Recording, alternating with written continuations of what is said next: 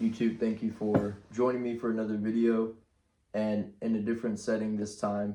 So I'm super beat. I wanted to make this video really short and I wanted to touch on journaling and talk a little bit about how January has been a really solid month for me.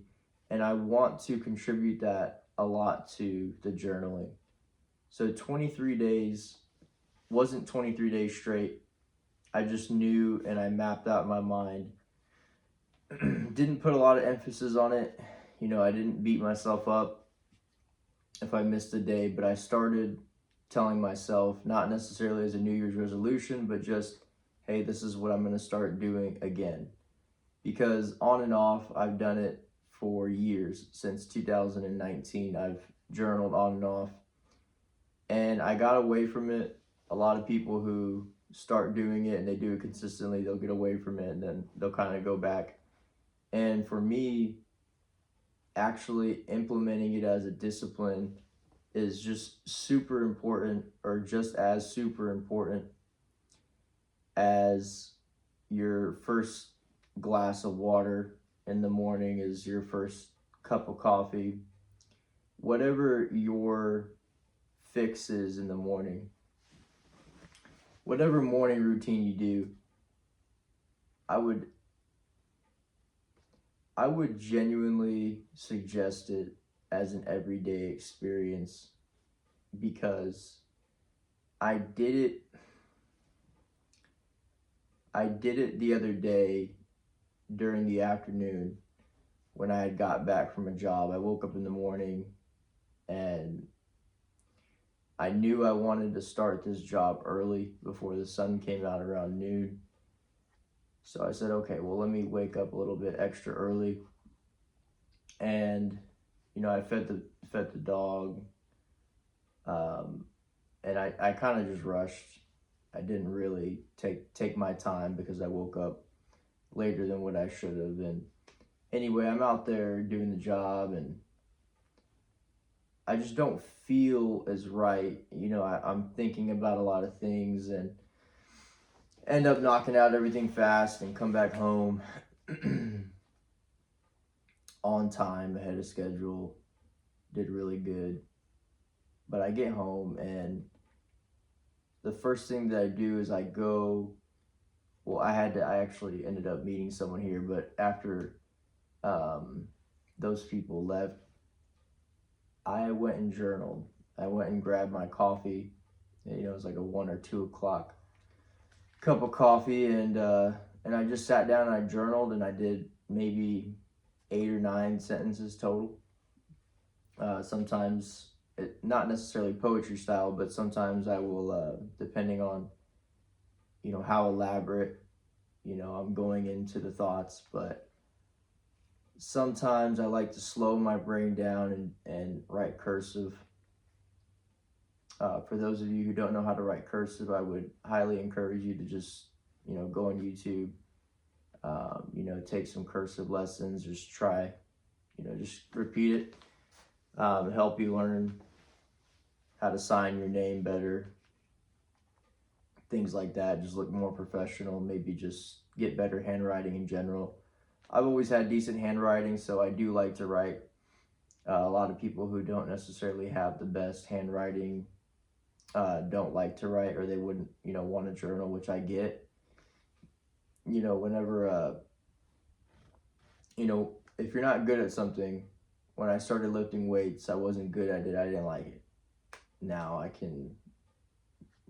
I necessarily don't love it, but there was a point in time where I was just a newbie, and newbies don't, depending on the mindset of the person starting whatever it is, chess, playing the piano, hooping, whatever it is, there's going to be a learning curve and it's going to be tough, and there's going to be an aspect of a little bit of suffer to get to a point where you're good at it.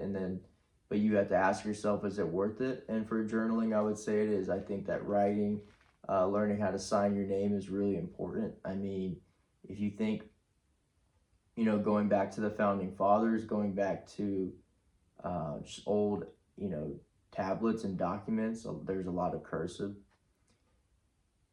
I think that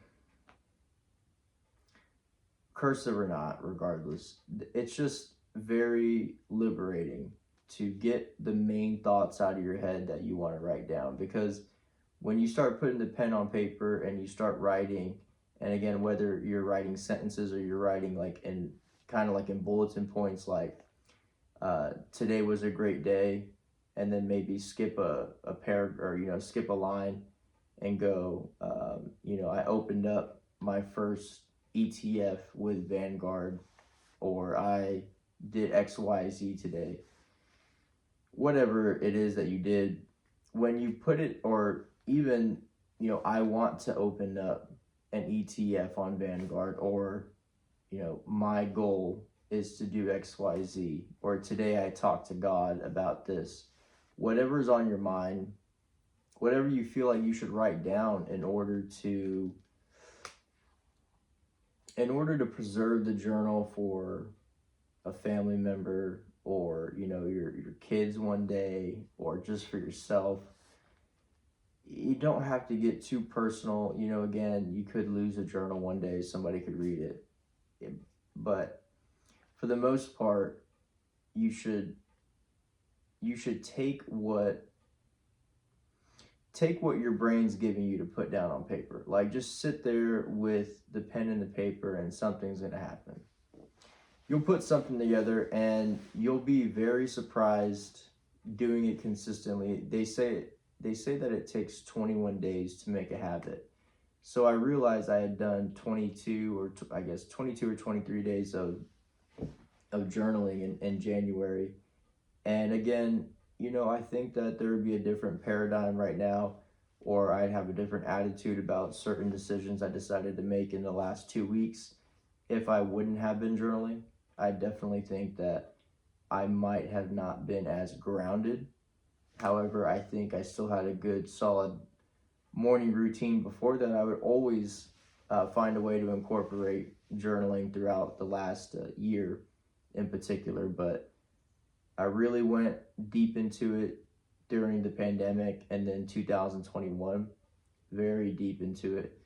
And then about summertime of 2021 is when I stopped. So back at it, loving it, feel great. And I think it's just a great way to map out your life and to track your life, and to feel like you're not wasting any day because you're keeping up with everything. It's almost helping you remember the days before, what was most important. When I went back and read most of the days throughout January, I was pleased to see, and just, it was cool to see kind of how my attitude was, and the momentum, and the change and the shift of perspective from one day to another. So keep that in mind, guys, when you're journaling. Is like, you're going to have some cool time to go back and reflect what you've been writing. Again, if you want to learn cursive, try doing that. Super cool. It's pretty therapeutic to sit there and take your time writing, and it does help you get your thoughts out faster. When I'm a little bit more energetic, when the coffee hit my system a little, too fast in the morning, I'll just write normal, and I'll write fast as possible.